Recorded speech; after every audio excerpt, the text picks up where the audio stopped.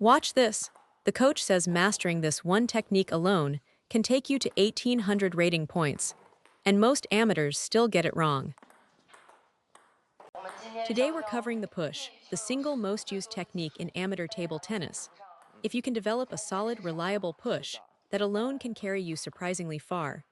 Most players at the recreational level live and die by this one skill, so let's diagnose the common problems and fix them step by step. The two biggest issues I see are pushes that come back with no spin, flat and easy to attack, and pushes that never reach the length you want. Let's take a look at what's going wrong.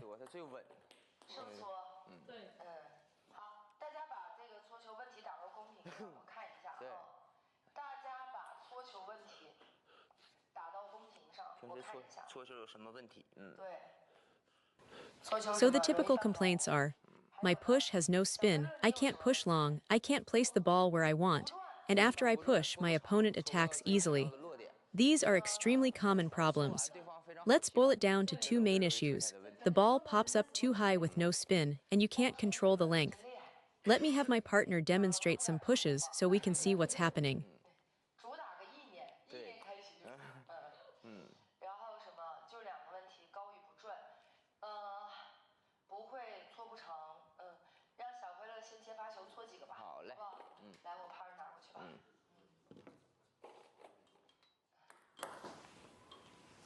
Watch the stroke here. Notice how the contact is happening, the timing and the direction of force. This is what most amateur players look like when they push. The racket isn't doing what it needs to do at the moment of contact. Keep watching. I want you to see the pattern before we break it down.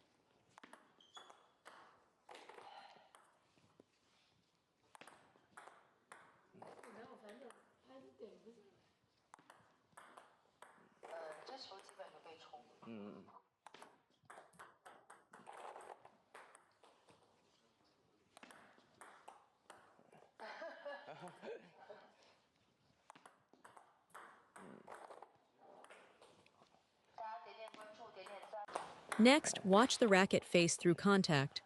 See how it behaves as the ball arrives. That's what we need to correct.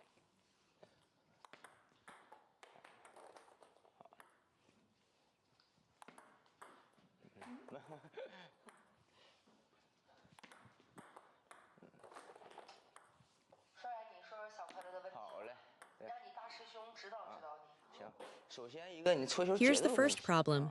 Your racket needs to go forward and find the ball. Don't wait for the ball to come to you. Look, your body is leaning back while your hand reaches forward. That creates a disconnect. Second problem, watch the racket angle during the push. You set one angle, then as you contact the ball you scoop underneath it with a second angle change. That's what I call a double racket angle. With a double angle, anything with less spin pops up half high, and anything with more spin dumps into the net. And look where your ball is landing.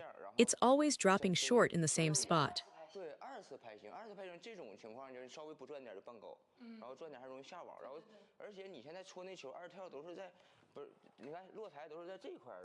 The ball lands right in the comfortable attack zone for your opponent. See, you're pushing half long every time.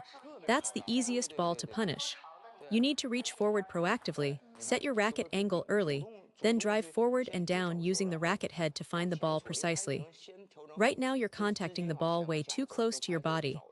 On the forehand side, the same thing happens. You reach with your arm first without moving your feet. When your body is far from your hand, you lose stability and you can't generate quality. You can only tap it over. Always move your feet first.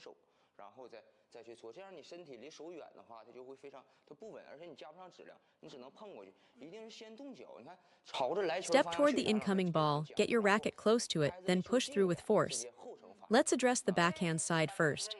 This double racketangle problem, I see it in so many players. You shouldn't have two separate angle adjustments. It should be one clean motion from start to finish. When you push, maintain a consistent angle throughout. Here's what's happening with you specifically. You're scooping, look at your racket face, it tilts open at the last moment. When the ball has real spin, that scoop sends it into the net.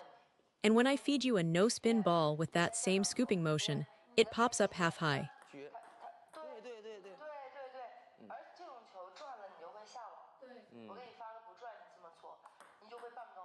See, that angle doesn't work against either ball.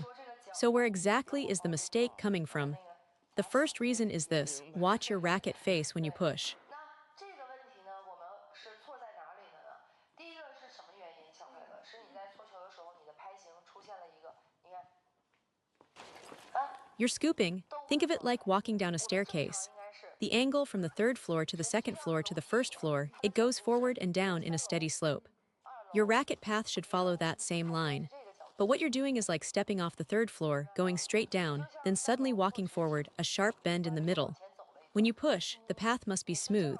Each step down also moves slightly forward. Down and forward, down and forward. It's one continuous diagonal slice. Never a hook or a scoop at the bottom.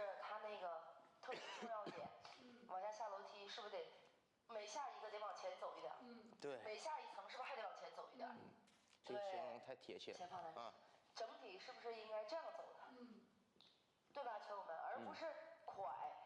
So many recreational players have this exact habit.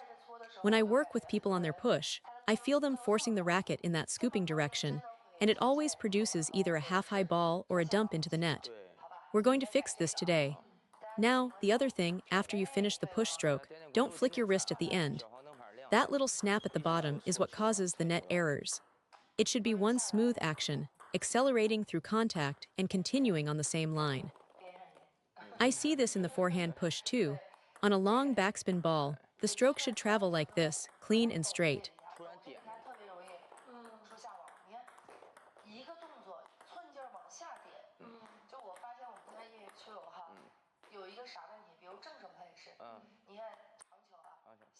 本来应该是这样，sorry，本来应该是这样， Watch what happens here. The student starts the stroke correctly, she brings the racket up and forward. But then, right in the middle, she pushes it back down again. That's extremely common. The same principle applies to the push. If you can't hold that forward line, watch, I'll show you. When there's any real spin on the ball, you dump it straight into the net, because you're pulling the force back instead of sending it through. Now some people ask me, what's the point of that follow-through? It matters. Once your hand speed reaches a certain tempo, the momentum behind the stroke does the work for you. 是不是？当你手速达到一定频率的时候，它的后面的作用力就出来了。所以你现在搓球一定是，你看我 So right now, every single push you do, look, when I reach the end of the stroke, I stop clean. No wobble, no shake. Every push must have a firm, still finish. Understand? This is critical. The student tries again, much better, much better. The push is honestly the technique you'll use the most in a match. You absolutely have to develop it. It's unavoidable. Practice it seriously. A good push alone can win you points, believe me. Don't let the racket wobble at the end. 这搓球真得好好练，比赛的时候用到最多的一项运动，所以大家一定要好好练啊。搓球搓得好也能赢球，我跟你说球吗？不要晃。A solid push and solid defense, that alone can carry you a long way. The student tries again, much better now. Remember, third floor, second floor, first floor, don't scoop at the bottom. That's it, that's much improved. Now do you know why your push keeps landing half long? It's because after you finish the stroke, you hook the racket back, and that kills all the forward energy. Watch, see that effect. The ball can't reach the baseline because you've cut the forward force short. But when you commit and push through, the ball travels to the end of the table exactly where you want it. A lot of recreational players tell me they can't push deep, they can't get length on the ball. It's the same problem, pulling back instead of sending through.